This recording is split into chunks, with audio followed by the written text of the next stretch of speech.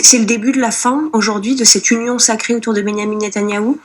En fait, c'est moins la question de l'union au sein du gouvernement israélien qui se pose que de la fiction qui a été présentée par Benyamin Netanyahou comme étant un objectif de guerre, à savoir la destruction du Hamas. À partir du moment où la réalisation effective, militaire et politique d'un tel objectif relève de l'utopie, à partir de là, je m'étais permis de parler ici d'une défaite annoncée de l'armée israélienne, parce que c'est un objectif irréalisable concrètement. Et une forme de lucidité commence à s'emparer de certains de ses proches, en tout cas certains membres de son gouvernement.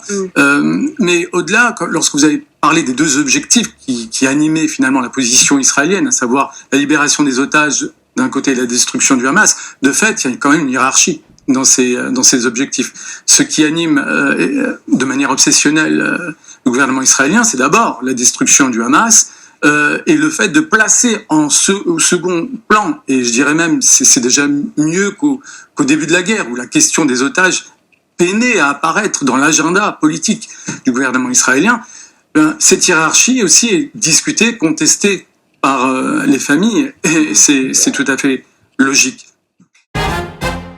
Et puis, il faut vraiment mesurer la portée de cet aveu. Pour moi, c'est un aveu. Pourquoi ? Parce qu'en fait, Benyamin Netanyahou n'est pas né le 7 octobre. C'est quand même le responsable politique israélien qui incarne la vie politique israélienne depuis l'après-Oslo. Déjà, il était contre les accords de paix en 93, et puis tout ce qu'il a fait à chaque fois qu'il a été au pouvoir, c'est de tenter de saper ces accords. Et il n'a jamais exprimé de manière aussi expresse le fait qu'il était contre la perspective d'un État palestinien. Ce qui nous amène à cette question, est-ce que la solution peut venir d'Israël? Est-ce qu'elle doit être imposée de l'extérieur, comme le dit Josep Borrell, le chef de la diplomatie européenne, qui fait d'autres déclarations d'ailleurs assez fracassantes, on va l'entendre. Josep Borrell est très intéressant en tant que chef de la diplomatie européenne, dans la mesure où lui aussi, d'une certaine manière, procède à une forme d'aveu. Il reconnaît la responsabilité première d'Israël dans... Alors lui, il ose carrément le mot création et financement du Hamas, qui est, en tant qu'organisation, responsable de l'attaque du 7 octobre. Je vous propose d'ailleurs qu'on l'écoute.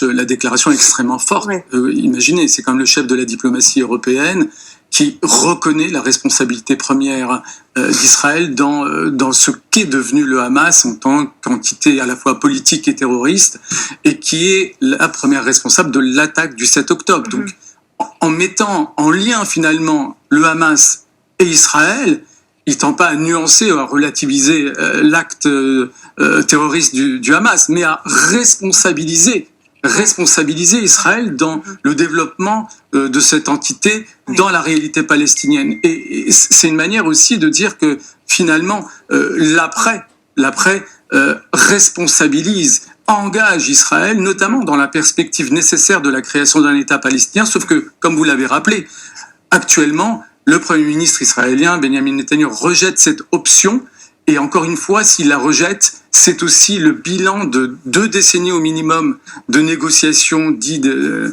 paix, qui en réalité étaient biaisées. On retrouve en direct